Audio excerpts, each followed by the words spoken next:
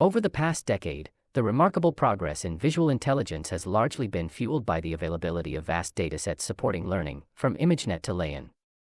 Yet, the extensive human involvement in data collection and labeling has inevitably introduced biases.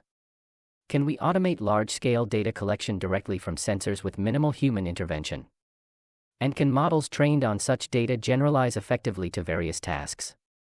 Today, depth sensors are ubiquitous, from cutting-edge autonomous driving systems to everyday smartphones, enabling the collection of millions of frames with just a few hours of video. This leads us to pose a hypothesis. Could pre-training on a geometric task yield benefits for downstream semantic tasks? At first glance, this hypothesis seems counterintuitive. Geometric tasks like depth estimation can be performed at the sensor level without requiring high-level abstraction. However, when limited to monocular inputs, the problem becomes intriguing as it necessitates induction. If proven true, this approach could dramatically scale up pre-training data without extensive human labor.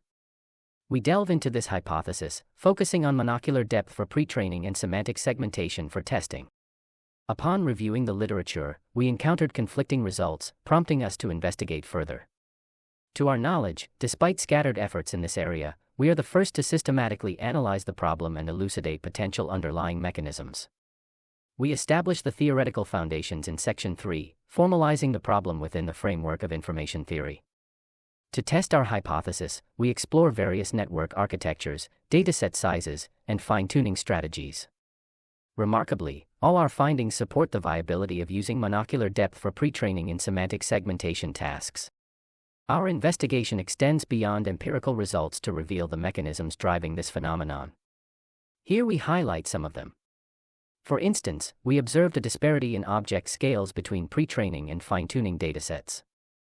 To assess the impact of this bias, we conducted cross-resolution experiments, demonstrating that pre-training on higher resolutions facilitates fine-tuning on lower resolutions, but not vice versa. This finding substantiates our conjecture. Furthermore, we explored whether the nature of monocular input is pivotal.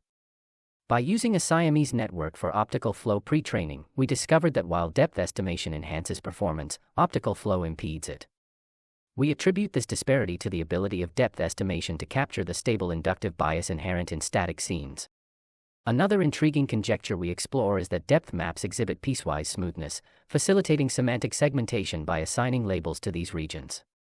To validate this notion, we trained depth models on randomly cropped patches without spatial awareness, yielding surprising improvements in segmentation accuracy, indicating that depth pre-training extends beyond mere function mapping.